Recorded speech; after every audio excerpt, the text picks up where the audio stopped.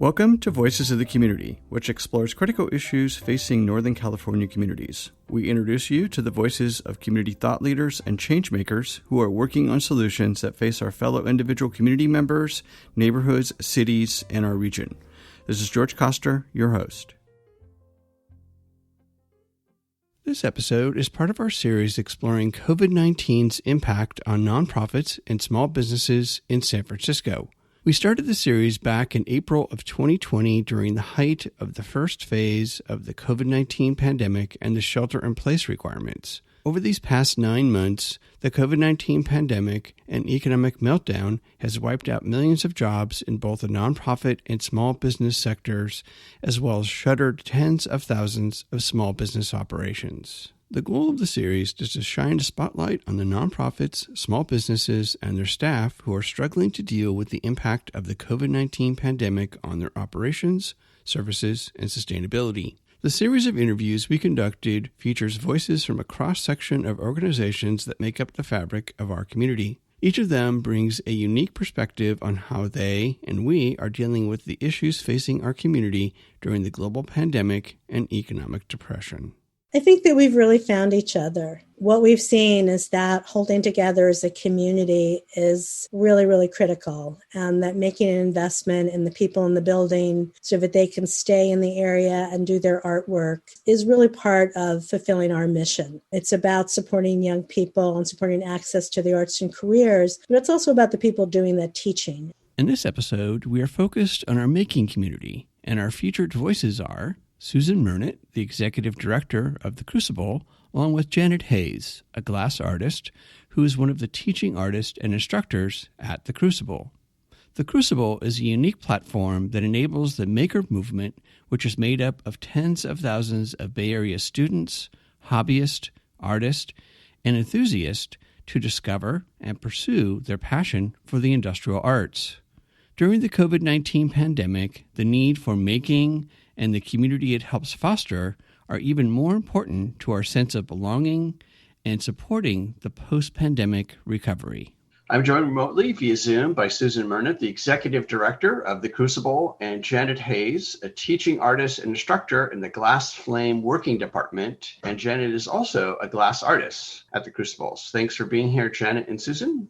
Susan, let's start with what is The Crucible and how does The Crucible work with artists and manufacturers? And you have a wonderful program tied into Oakland Unified Schools.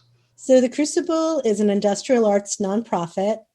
We are at the corner of Union and 7th in West Oakland, and we've been there for almost 20 years. And we have all of the exciting arts like welding and glass blowing and foundry and flame working, as well as things like ceramics and textiles and leather, Arduino, digital fab. It's a rich community of many kinds of artists, and our mission is to make the industrial arts accessible to everyone, regardless of income. So it's both a place where people have come in as hobbyists and become professionals, and a place where young people come in, more than 5,000 every year pre-COVID, and get exposure to these arts and have a chance to take camps and classes where some of them really this becomes their thing. We have 45 schools we've worked with every year, including a number of Title I schools. We get funding from the city of Oakland to help support field trips and visits, which we're now turning into virtual visits. And we see a lot of young people come in as teenagers who end up going into the trades, becoming makers, and becoming connected to us as staffers, instructors, and volunteers. So much of what you also do with the schools is you have that really wonderful summer program as well. You're also working on trying to set up internships or apprenticeships with employers and really trying to reboot the idea of apprenticeships and trades. Can you talk a little bit about that? Absolutely. So The Crucible has a very solid youth program called the Fuego Youth Leadership Program, where young people ages 15 to 18 who are interested in the industrial arts can really do a deeper concentration for summer. We pay them both to teach other young people and to learn. They do projects, and it's a 2-year program where they really get to take an interest in a discipline like jewelry making or welding or blacksmithing, and really go deep with a mentor in learning the skills, but then also teach that to other people. In the second year of Fuego, they actually do a commercial commission. So we've done artwork for places like Schnitzer Steel for their lobby or for cast metals for their offices, using scrap materials and designing and building pieces. So we've had this discussion for a long time. How do we take that work with people that age and turn it into more of a career pathway for older youth? We really are well aware of how Oakland Unified and the community colleges have the intention of helping young people go into the trades, but they're not always that successful. And what we see with young people at the Crucible is when you learn how to weld, for example, by making art, you're learning the same skills that you can get paid for in cutting metal or closing a seam or doing any kind of work. But you have this contextual motivation where the art is so exciting and it's so powerful, it makes you want to learn. So we've been engaged in this process for about a year of saying, how do we take that awareness and build a program? And George, it's actually interesting because I think one of the things that happened with the pandemic is we actually backed into an apprenticeship program without planning to. And that was kind of amazing. When we were looking at reopening to do youth programs in July with the support of Alameda County Department of Public Health, we knew we had to really up our cleaning and our facilities management. We're a 56,000 square foot warehouse, so spreading out wouldn't be hard, but really maintaining the level of cleanliness and the rigor around masking was something we knew we had to put effort into. So we created this new role called a studio operations assistant, which was a lower skilled studio manager, someone who might not know how to weld a box to store metal or didn't know how to take all the dust out of the wood filters in the wood shop, but really could do well with things like cleaning. We ended up filling those positions with young people who were very interested in working with industrial arts fields. A young person who took a leave from CCA, someone who was a glass artist who was a former Fuego youth, a longtime volunteer who wanted to get more into hands-on high-level maintenance work. And those people did so well that 2 of them converted to full-time staff positions. But we still needed to have the apprentices help clean. So we've restocked, and now we have 3 Fuego youth who all are working as studio assistants. What we're doing now is we're training them in things like welding, like working in the machine shop, and learning a lot of the shop-ready skills, because it will both help them with future jobs and really enhance their capacity to do higher level work at the Crucible. And it's been really interesting because it kind of said, wow, what if we more intentionally built this as a training pathway where they would train with us and get a certain level of facility with core skills in metal, wood, quality assurance, and safety, and then we could place them with other employers. So we're now about to start to talk with the actual youth that we've been working with over the past 6 months about what are aspects of the program you'd like to see us intensify. And we've been working with some partners around the potential for placement. So I think our goal for 2021 is to take this studio operations assistant role and really turn it into an apprenticeship pathway, because we've been able to retain the young people in these roles for 6 to 10 months. People have been very enthusiastic. We've promoted 2 people into full-time, higher-paying staff roles, and it seems like something that's really viable and that can meet a lot of needs for employers. The other thing we're doing, which is also a COVID pivot, is it's been very hard to have the pipeline of young people coming from the Oakland Unified schools. The high school students who were coming stopped coming because COVID. But what we realized is that we had some areas that we could grow where we could really work with community partners to reach the same youth. Even if they couldn't be delivered by their teachers, they could come in through community organization. So we've really made a big investment in our bike shop, with the idea that a really important growth area for community economic development and entrepreneurship are bikes. Bikes address safety around COVID and transportation. Bikes address issues with climate change mitigation and not using cars. Bikes address issues with transportation equity. And the Crucible has over 75 bikes in our inventory at any given time. We have a bike repair program. We have an Earn a Bike program for young people from the neighborhood who come in and make bikes. So we said, what if we actually made a career pathway out of bikes? So during the shutdown, we moved our bike shop to a better location, expanded it so we now have 5 bike stations operating at one time for people to work being socially distant. And we're now really ramping up bikes. And this summer, when we do our Fuego Youth Leadership, for the first time, we'll have 2 to 3 youth whose concentration is bikes. So it won't be concentration welding, build an art bike as a welding project. It will be, I want to work on bikes. We're partnering with groups like the Bikery and Cycles of Change and the Department of Transportation in Oakland to really kind of look at how we can do certifications around bike repair and bike training and help youth actually get placement. So this is going to be a 12 to 18 month project. It's not going to happen in the next 6 months. But we're really on our way, and we've started the youth bike maintenance workshops that will be teaching young people 13 and up how to repair and maintain bikes. And that's really the first pass toward then building this bigger program. So we're pretty excited about that. So essentially, it sounds like 2 career paths have been birthed out of the COVID-19 shutdown. Over the decades, the Crucible's been the core center, if you will, of the manufacturing community. What do you feel has been the biggest impact the Crucible's had to makers, manufacturers, these traditional industrial skills training programs for Oakland and the San Francisco Bay Area community?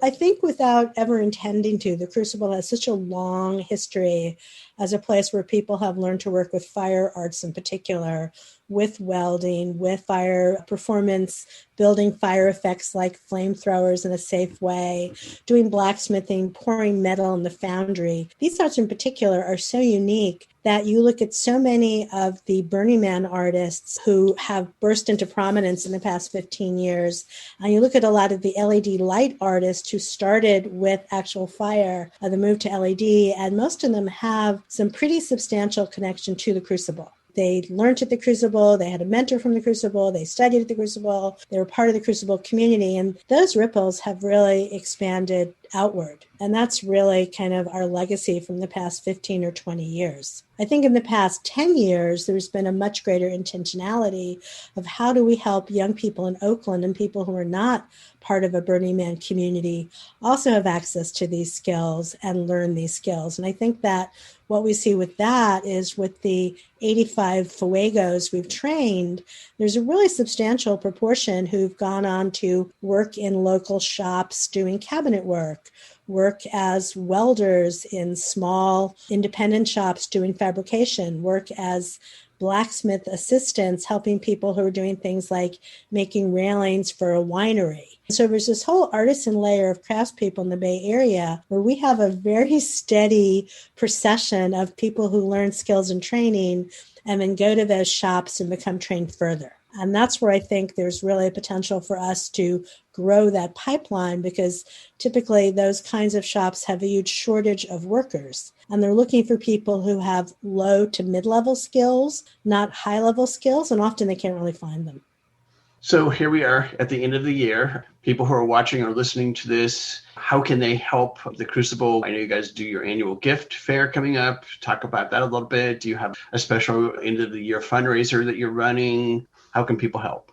So one of the things that the Crucible lost that was very painful was our annual soiree, where we raised $150,000 each year for youth scholarships. Up until COVID, 64% of the 5,000 young people participating in our programs got a financial subsidy. We're very, very much about not letting income be an obstacle to participate in our programs. And without the soiree, we've lost all that money. So we're very, very interested in fundraising to get that money back so that we can really bring youth into our programs this summer. We're running youth programs right now. A lot of kids are doing remote learning only and are coming to the Crucible for really badly needed safe group experiences. And our capacity to give scholarships has become more limited because that pool of money has become more limited. So we're launching our fundraising campaign for end of year on November 30th. And we would love for people to think about making us one of the organizations that you give to. $50 can make a huge difference in buying equipment and PPP materials. $250 can really help subsidize a blacksmithing class or a neon class or a welding class, which are some of the more expensive materials-wise for a young person. Once we get a young person into our programs, we try to keep giving them repeat scholarships. So some of the young people who are on staff at the Crucible now, who came in as youth, literally took 13 to 20 classes for free during their high school years. This was a place where they found themselves and it was transformative for them. And now they're working artists and working fabricators. So helping us to fund that is very much what we see as the heart of our mission. And going to our site and clicking on the donate links, that would be fantastic. Another thing we're doing, which is something very important to me, is we're trying to help the artists in our community not be pushed out by gentrification, displacement, and the really brutal impacts of COVID on their jobs and their income. So we've also launched a food bank, a community relief fund, and now we're doing a virtual gift fair called Gifty. So a lot of the artists who would come every year and be in our big building, be selling, we've now moved them online. And they're selling online. You can support them directly by buying from their shop. We also have a program that we're doing called Giving Back at Gifty, where many of the artists have donated an item to the Crucible. And if you buy the item and Giving Back at Gifty, 100% of the money will go to the Crucible.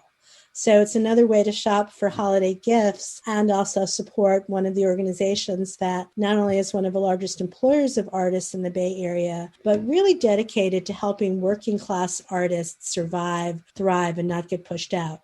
So Susan, where can people go to participate in the virtual Gifty show? Everything is linked on the front page of our website. If you go to thecrucible.org, you'll get to our main page and you'll see the links for Gifty, our virtual gift show, Giving Back at Gifty, and our end of year campaign. We're also running classes. So if you're interested in taking classes, whether it's a 3-hour taster, just trying something out, or it's a longer class, you can also sign up for classes, and you can also sign up to be notified if there's a class that you want later in the year, find out when it becomes available.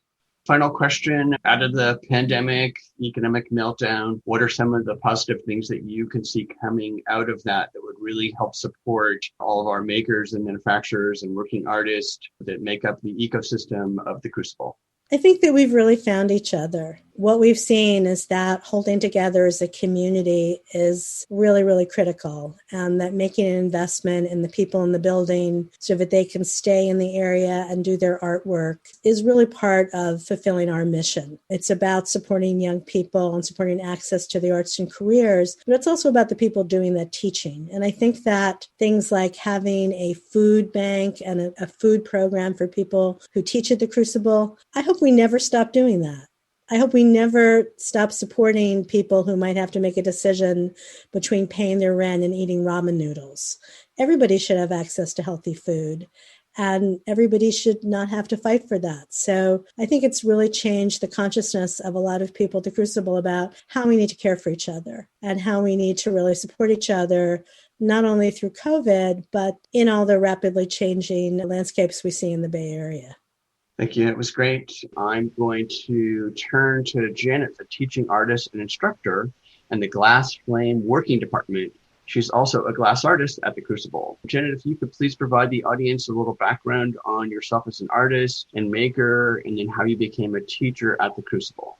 Thanks, George. It's great to be here. I'm one of many artists at the Crucible who made a mid-career switch out of office work into artwork. And I never lived anywhere in my life, and I lived all over the world, never lived anywhere where there was a facility like the Crucible, where you could work with metal and glass and ceramics and learn things that require dangerous, super hot tools and facilities that have to be maintained by people with professional expertise. When I went to summer camp, we did tie-dye t-shirts and chalk drawings. So I never imagined I could do something like anyone in the greater Bay Area can do if they come to the Crucible and take a class. When I was in my early 40s, I had a premature baby and I had a very stressful job. And my child needed to be home full time, and either I or my spouse needed to be with him to support him as he was developing. We lived in Boston. It was a very brutal winter, and kind of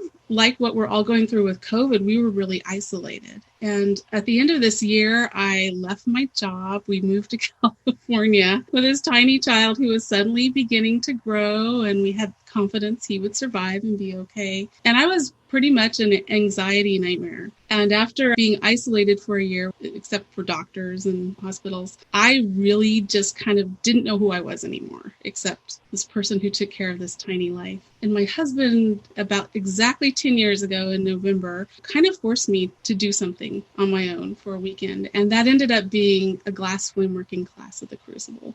And I was so worried about leaving my tiny child. My mental health was so fragile at that point. I actually sat in the parking lot at the Crucible in the rain, and I cried for half an hour because I couldn't imagine spending a weekend away from my baby. You know, he might die. The house might burn down. Something terrible would happen.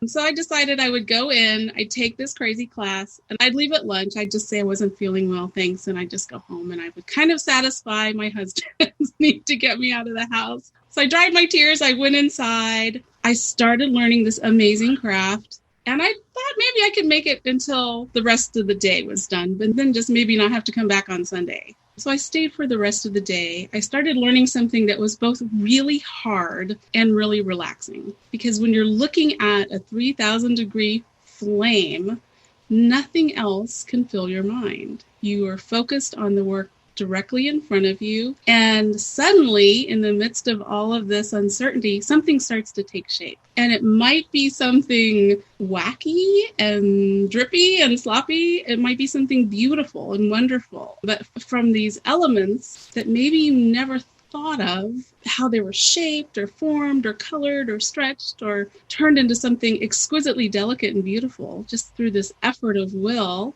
something happened. And I came back the next day for the second part of the class, and I never stopped. I continued to return. It became a joke in my house that it was cheaper than therapy, and it was doing something really amazing to my sense of my identity and my mental health. And I suddenly realized that things that I thought were impossible were possible. And not only that, but there's an entire community of people who are interested in helping me and others make those same discoveries. And there's an excitement and an energy around people sharing techniques, sharing material, sharing ideas. And some of the ideas are nutty, completely nutty. And you may have seen some of them at Burning Man or at other places, you know, huge structures or tiny, tiny little worlds inside a marble. And the world that I had been living with just suddenly fell away. And the things that I was so consumed with, you know, office work and deadlines and typos and things were replaced by other concerns. And it gave me a sense of possibility that I hadn't had before. So I went from being a student to being a volunteer and then eventually being invited to serve on the faculty. Thank you. That was great. So how has COVID-19 impacted your work, Janet, as both an instructor there at the Crucible, but as a working artist as well? Well, in March, when the entire county was shut down very abruptly, the Crucible classes stopped in the middle of a Saturday afternoon, and many of us didn't return for months. So what immediately happened was the artists and students stopped seeing one another in person. Many artists immediately after that were struggling to make their art. A lot of us do art that can't be done, you know, at the kitchen table. We need access to equipment. We need to be able to be mobile, to go buy materials, to move the equipment maybe from one big facility to another facility. Some of us work in studios outside of our home, in addition to the Crucible. So suddenly mobility stopped, community kind of went online, and we're not the sort of makers who can make stuff on Zoom. You know, I can't do a demo for you right here in my living room.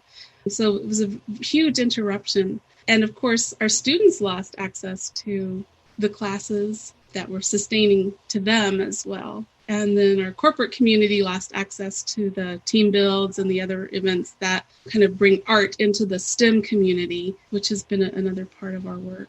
Janet, over the years of being part of the Crucible teaching staff, would you share with the audience one of your favorite moments of both being an artist, but also teaching, and what you feel has been one of the biggest impacts of the Crucible on the community?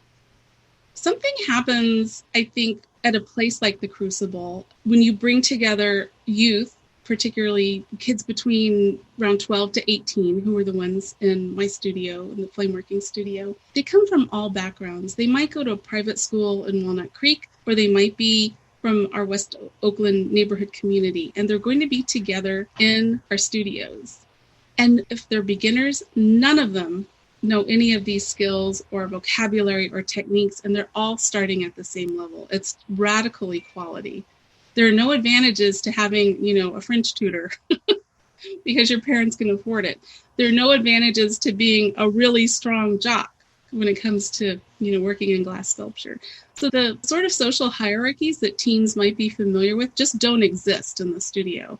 And that, I think, keep those diverse communities together allows them to see each other as unique and three-dimensional people. It allows students to experience the thrill of expertise when they get something, when they learn a technique, when they're able to teach somebody else. And it might be somebody older than they are. It might be a 12-year-old who's teaching a 16-year-old. Or it could be someone from an affluent family who has to ask for help. So there's a real kind of equalizing force. It's true in all of our studios, whether it's blacksmithing or welding or ceramics. When you're doing something for the first time, we're all beginners, and it's just a beautiful thing to watch the children grow, or the teens grow individually, but also as a community. I think my favorite experience was early on in my teaching career when I was teaching a class that included an 18-year-old young man with autism, and he was having difficulty communicating linguistically, but he was able to repeat all of my instructions to me, and he was able to understand all of the technical aspects of the craft far more than any of the other students. And he created exquisitely beautiful artwork.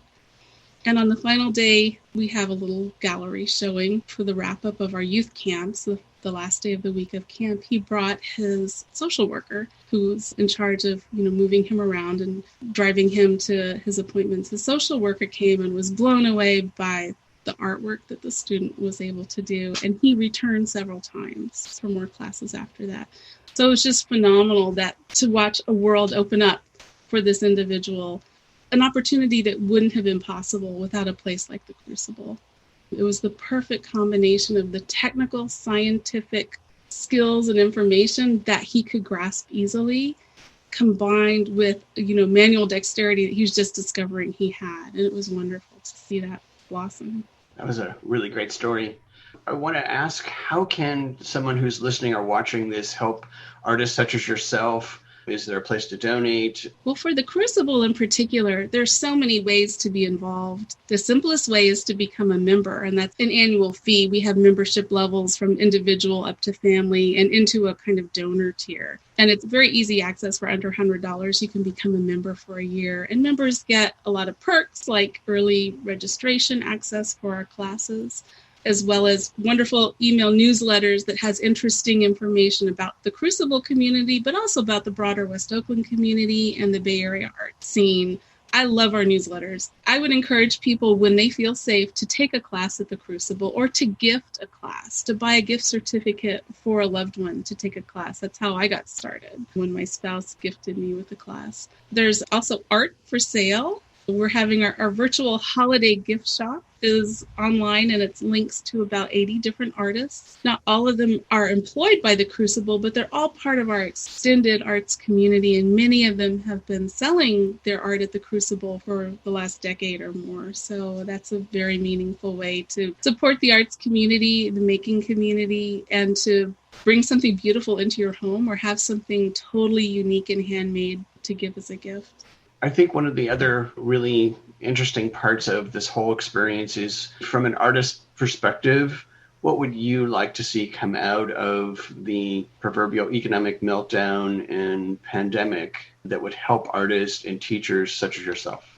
Wow, there's so many things come to mind. I think that throughout the Bay Area, we've seen the kind of maker community get hit really hard in the last few years, economically, with displacement, with housing. Artists have come from all different backgrounds, we're all different ages, we're all different identities, but we need spaces where we can come together in community and make art. And we also need to share our art forms. What I do, glass flame working, is not something that I could necessarily do in a public high school, for example. So we need spaces that can be supported by the public, where young people can come to learn, so we can continue to pass on these art forms. I think COVID is helping us understand that we can do our work safely, and the Crucible has done an amazing job adapting. But it's difficult to do it sustainably because we have so fewer students in our classes. Of course, our overall building capacity is much lower, but we do have the ability to work very safely. And I think through some heroic efforts by our fundraisers and our programs team and our office team, and then most of all, the young people who actually clean and maintain our studios, we've been able to stay open. And I think we actually have a lot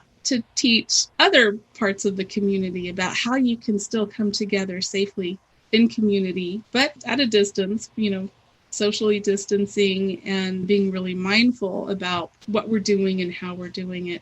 Thank you, Janet. That was really great. I appreciate all of your insights. And thanks to you, Susan and Janet, for sharing the Crucible's work today. We'll make sure that all the viewers and listeners have your contact information, website, and social media so they can continue to follow you and get engaged in supporting the Crucible's mission. Please stay safe and healthy out there as we work our way through the crazy new normal. The crazy new normal. I love it. Thank you, George. It was great being here and talking to you. That's it for this episode of Voices of the Community. You've been listening to the voices of Susan Mernit, the Executive Director of the Crucible, and Janey Hayes, a teaching artist and instructor in the Glass Flame Working Department of the Crucible. To find out more about the Crucible and to sign up for a class, along with participating in their virtual holiday gift fair, Gifty, and Giving Back at Gifty, which goes until December 20th, go to crucible.org. We hope that you enjoyed the insights, points of view, and personal stories from the voices of changemakers and their nonprofits and small businesses featured in this series. To find out more and get engaged with the nonprofits, small businesses, and staff members featured in the series, please go to my website, georgecoster.com, and click on Voices of the Community to find links to the extended versions of these interviews and to listen to the entire series. After listening to these stories, we hope that you will consider making a donation and volunteering to provide a hand up to your fellow community members. I want to thank my associate producer, Eric Estrada, along with Mel, Lila, Michael, and Laura at the San Francisco Public Press and KSFP. To listen to our next episode in this series and to our archived past shows, which feature community voices working on solutions to critical issues facing Northern California communities, please go to georgecoster.com. While you're on our website, please sign up for our newsletter to find out more about future shows. Please subscribe to Voices of the Community on Apple Podcast, Spotify, and Google Podcast, or wherever you get your podcast. You can follow us on Twitter at George Coster, and we'd love to hear from you with feedback and show ideas. So send us an email to george@georgecoster.com. I'm George Coster in San Francisco, and thank you for listening.